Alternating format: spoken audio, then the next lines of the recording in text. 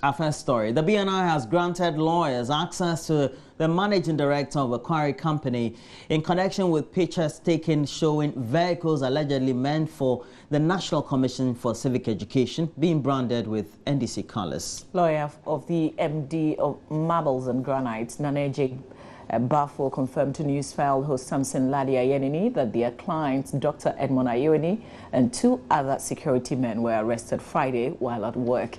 They were picked up by personnel from the police SWAT team and taken to the Cantonment police station. The pictures, which have gone viral on social media, show at least 50 Mahindra 4x4 vehicles being sprayed in NDC colors at a mechanic shop on the Spintex Road. It's in respect of pictures that were taken of Mahindra vehicles that were sitting in a yard that shares wall with this managing director's company, and the examination shows that of the pictures shows that they could only have been taken from that other compound, and so that is the reason they have been picked up. And right now, we are told that there's some intervention, so there is access and they are trying to see what can be done. And so they can only confirm that this is what it is, but they are not interested in having the matter discussed in discussing the rest of whatever is happening in the media. Yes, we are told they moved the vehicles at dawn, and that the vehicles were actually sitting in a place that the spraying was going on, belonging to somebody in national security. Wow. And this has sparked another round of what some believe is an abuse of office and incumbency ahead of the general elections we all know slated for November 7, 2016. A video alleged to have been taken when the vehicles were being moved away from the original location Friday night has also been circulating on social media. Jesus Christ, this is just amazing. Over 100 vehicles, NDC vehicles, popping out from the Spintex Road. Oh my Jesus. Hey, check it out. You can see it. Those are all Tata trucks. Christ. I've seen this before with police escort. BNI.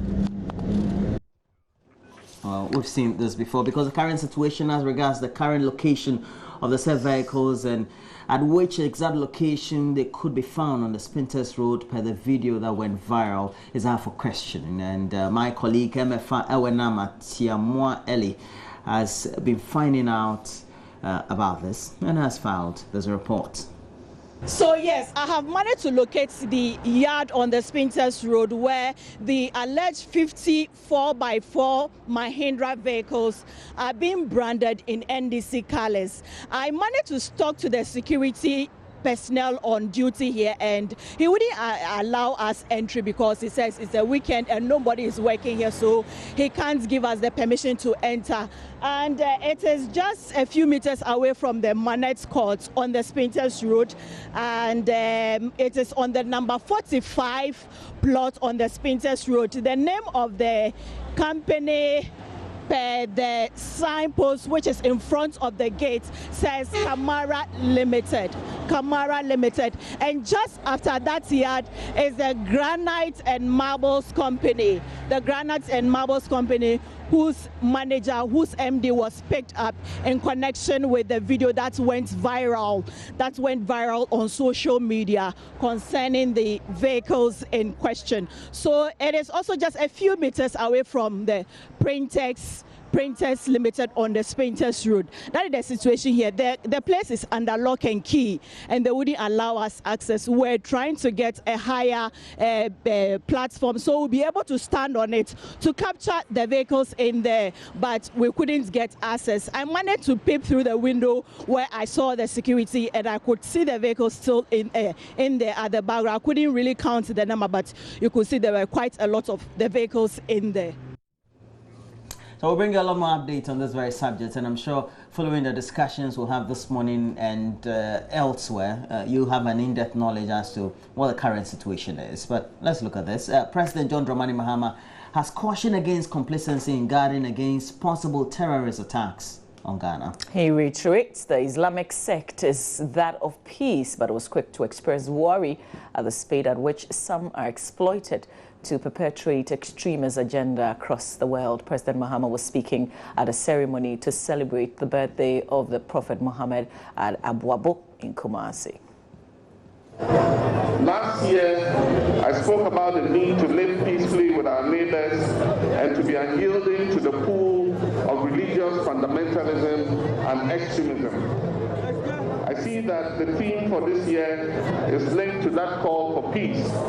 Indeed, I believe that this year the call is even more important, especially following the surge in global terrorist activities. Islam is and remains a religion of peace. Unfortunately, however, some misguided elements have desecrated its beautiful image in order to promote their wicked terrorist agenda. It is important that we in Ghana guard against complacency and ensure that no one sows the seeds of discord or rebellion among our youth through questionable teachings and indoctrination. We used to hear about terrorism occurring in lands far away. In recent times, however, there has been a worrying increase in the spate of attacks around the world. And in this year alone, there have been attacks in Belgium, in Pakistan, in Turkey, in Nigeria, and very recently, and too close to home, Burkina Faso and La Côte d'Ivoire, two countries that our dear nation Ghana shares borders with. Residents in communities in the Ekumfi constituency of the Central Region expected to be affected by the proposal or the proposed construction of a 2,000 megawatt supercritical coal-fired power plant to be located at Ekumfi Abuano are skeptical about the health and environmental impacts they are likely to experience, as well as impact on their livelihoods. Authorities are, however, assured they will use modern technology devices which will create employment whilst increasing the efficiency of the plant and minimize environmental pollution.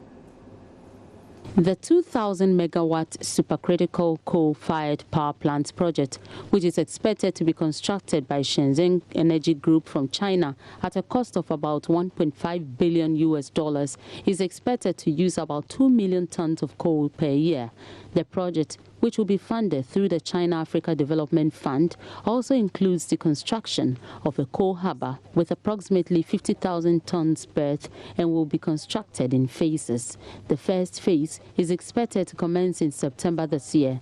About 800 acres of land have been acquired at Ekumfi Abuano, near Utuem, where the project is expected to be constructed. Speaking at a public hearing held at Ekumfi Sachir to sensitize and solicit views of residents, the district chief executive Ibrahim Kweku Dawson said the project is one of the numerous interventions by government towards meeting the growing demand of electricity and create jobs as well. The Member of Parliament for Ekumfi constituency, Abeku Krenzel, asked for local content implementation in the area of employment for residents in the area. Residents, however, during the open forum expressed worry over environmental pollution and the negative effects they are likely to experience when the project takes off. Most of the residents, who are mostly fisher folks, rather called for the construction of a fishing harbour and health facility to address any health effects.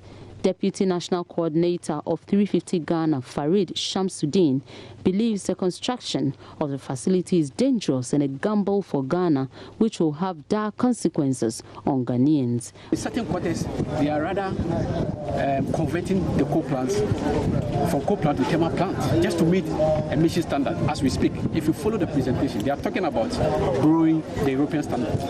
Why are we not taking Ghana standard? Do we have the legislation? We don't even have the legislation in place to monitor the the emissions. So it should tell you that we are even in a rush. Even if we are to adopt it, we are even in a rush.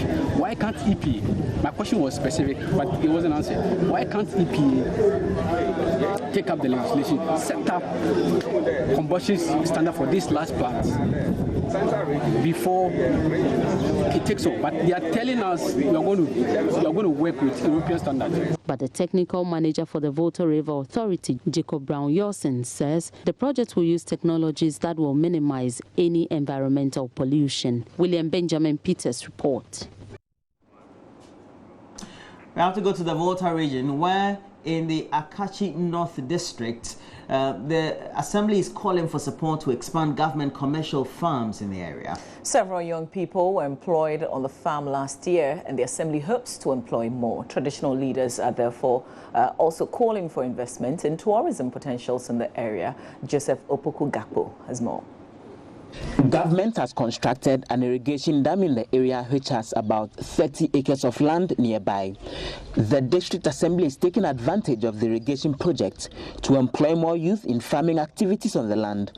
District Chief Executive James Gunu tells Joy News the farm employed up to 50 young people last year. We plowed the land, we gave them the seedlings, we gave them fertilizer and other, logistics.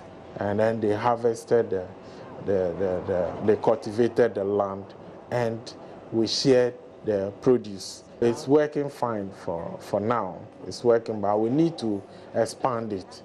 Earnings from the farm went into the Assembly's coffers as internally generated funds. In an effort to provide market for the produce and improve education, the District Assembly has initiated its own school feeding program, separate from the government program. Out of about 30 basic schools that we have, the government school feeding program is taking care of 12. So we have decided to budget for this program this year, and we have 320,000 Ghana cedis allocation for this, and we have targeted about 3,000 children. Women have been employed to be caterers. They have also employed cooks, and farmers who do not have direct market for their farm produce now have. The district, which was created 4 years ago, has vast tourism potentials, including the Avedapa Pond. The pond, similar to that in Paga, has harmless crocodiles that make beautiful watching, but this site remains largely unknown. Paramount Chief of the area, Togbi Nyameko Glakbe, says they are looking for investments to develop the tourism potentials there. Some are silver, some are black, different types. And if you're lucky, you just move there, you see them coming out. They will just lie there, you walk around, you don't do anything. So we want investors. Those investors, we want those who can put up hotels for these tourists to come. That will even be a source of revenue to the Assembly. So we are trying all that we can do. For Joy News, Joseph Opoku Gakpo, Akachi. And that's it for the news for the morning. As always, you want to get interactive, we have the WhatsApp platform through the number 0560 800,000 for you always to give us a lot more of your comments, the things that you feel deep within, and I should say we have a couple of them. Yeah, and I'm smiling because Abdullah Abdul Razak in Tamale, he's almost always the first person to drop a message on WhatsApp. Sure? He says, yeah, he's the first person's message you read. No. Thank God for another terrific and a brand new week, and he's always saying good morning to the entire crew. We appreciate your messages every day. Thanks a lot, Abdullah. This one says, good morning, Mama V and Roland. Today is my birthday, and I'm inviting happy birthday to you. Both of you and the general public to join me and my family in Ayegogo. Stephen from Chiana. Oh, okay. So I'm Ayegogo Stephen from Chiana. We'll join you. We'll join you at Chiana. Book a flight for us to get to Tamale at least, and then get a car to pick us up. How about that? We'll go through. Happy birthday to you. We'll be there. We'll be there. This one says, "Oh, Roland, you made me sad on 1st April. I'm glad to see Mama V this morning. Seeing her has already made my day." Joe, a dear in Takrade. I think the little trick is that some people, because of work, can't stay on throughout the show. So when you said I had left the show, they heard that bit, but they didn't see me later on. Oh, so sad. She's back. we went to convince her after 12 noon, 1st April, and then she came back. Yeah. Okay, this one says, hi, Marvin and Roland. It's been 2 days. I just want to say hi to all staff of TEDAM JHS A and B. Okay, and it's from your man. He says, our man, obviously, Costa Paga. So good morning to you, Costa Paga. Thanks for tuning in. We'll have to pause here and bring you the headlines, the newspapers, and also check out a few of the news portals, Roland. So we'll be doing that shortly. But we're taking a break. When we come back, we'll do all that for you.